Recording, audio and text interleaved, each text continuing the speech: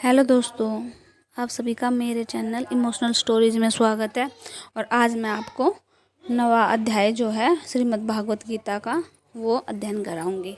तो देखिए दोस्तों, अगर आपको मेरी ये वीडियो अच्छी लगती हो तो आप इसे लाइक करो, शेयर करें और सब्सक्राइब करें। तो देखिए, ओम श्री गणेशाय नमः, ओम श्री कृष्णाय नमः। अथ नवा अध्याय प्रारंभ। श्री कृष्ण बोले, हे अर्जुन, तुम में ईर्ष्या नहीं है, इसलिए अति गुप्त शास्त्रीय ज्ञान और अनुभव तुमसे कहता हूँ, जानकर तुम्हारा अशुभ न होगा। यह ज्ञान सब विधाओं में श्रेष्ठ तथा सब गोपनीयों में गुप्त एवं परम पवित्र, उत्तम प्रत्यक्ष फल वाला और धर्म युक्त है। साधन करने में बड़ा सुगम और नष्ट नहीं होता। हे परम तप, इस धर्म पर जो श्रद्धा नहीं रखते वे मुझे नहीं पाते और इस मृत्यु युक्त संसार में बार बार लौटते हैं। मैं अव्यक्त हूँ और मैंने ही यह जगत प्रकट किए हैं। सब प्राणी मुझ में स्थित है, किंतु मैं उनमें नहीं हूँ। मुझ में सब भूत भी नहीं है। मेरा वह सूर्य क्रम देखो। मेरी ही आत्मा सब मतों का पालन करती हुई भी नियत नहीं है। जिस प्रकार सर्वत्र बहने वाली महान वायु समस्त आकाश में व्याप्त है, उसी प्रकार समस्त भूत मुझ में है, ऐसा समझो। हे कौन्तेय, सभी जीव कल्प के अंत में मेरी आकृति में आ मिलते हैं और कल्प के प्रारंभ में उनको फिर उत्पन्न करता हूँ। अपनी प्रकृति का आश्रय लेकर उसके गुण व स्वभाव वाले समस्त भूत वर्ग को बारंबार उत्पन्न करता हूँ। हे धनंजय, मेरे ये कर्म मुझे नहीं बांधते, क्योंकि मैं उदासीन की तरह इनमें आसक्त नहीं हूँ, वरन स्थित हूँ। मैं अध्यक्ष होकर प्रकृति द्वारा चराचर जगत को उत्पन्न करता हूँ। हे अर्जुन, इसी कारण यह जगत बनता और बिगड़ता रहता है।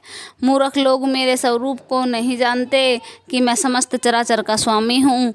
वे मुझको मनुष्य जानकर मेरी अवहेलना करते हैं।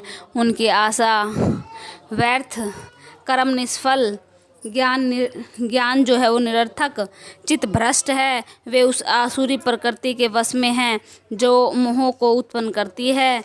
हे पार्थ, विवेकी जन जो देवी प्रकृति में स्थित है, वे मुझे संसार का आदि अविनाशी जानकर अत्यंत मन में भजते हैं। दृढ़वर्ती सदा मेरा कीर्तन करते हैं और भक्ति में उपासना करते हैं। कोई ज्ञान योग से पूजन करते हुए मेरी उपासना करते हैं, तो कोई एकत्व में, कोई पृथ्वीत्व से और कोई मुझे अनेक रूप वाला विश्व रूप मानकर उपासना करते हैं। स्रोत यज्ञ में हूँ, सम्मार्थ यज्ञ में ही हूँ और पितृयज्ञ में ही हूँ और औषधि मंत्र होम का साधन घृत, अग्नि और होम भी मैं ही हूँ। इस जगत का पिता, माता, धारण करता, पितामह, जानने योग्य पदार्थ, ओमकार, ऋग्वेद, सामवेद और यजुर्वेद में ही हूँ। गति पालन करता, प्रभु, साक्षी, निवास स्थान, रक्षक, मित्र, उत्पन्न करने वाला, संहार कारक, आधार, प्रलय स्थान और अविनाशी बीज मैं ही हूँ। मैं सूर्य में तपता हूँ, मैं वर्षा रोकता हूँ, मैं ही वर्षा करता हूँ तथा हे अर्जुन, मैं ही अमृत और मृत्यु भी मैं ही हूँ और सत्य और असत्य भी हूँ। तीनों वेदों के ज्ञाता, सोम पीने वाले, पाप रहित यज्ञ द्वारा मेरी पूजा करके स्वर्ग चाहते हैं और इंद्र के पुण्यलोक में पहुंचाकर स्वर्ग देवताओं के योग्य दिव्य सुख भोगते हैं। वे उस विशाल स्वर्गलोक में सुख भोगकर पुण्य के क्षीण होने पर फिर मृत्युलोक में आते हैं। इस प्रकार तीनों वेदों के यजादि धर्मों का पालन करने वाले, भोग की इच्छा करने वालों का आगमन होता रहता है। जो अनन्य भाव से चिंतन करते हुए मेरी उपासना करते हैं, उन नित्य योगियों के योग क्षेम अर्थात स्थान और भोजनादन आदि से मैं उनकी रक्षा करता हूँ। हे कौन्तेय, जो दूसरे देवताओं के भक्त हैं और श्रद्धा से उन्हें पूजते हैं, वे भी मेरा ही पूजन करते हैं, परंतु यह पूजन विधि पूर्वक नहीं है। सब यज्ञों का भोक्ता और स्वामी मैं ही हूँ।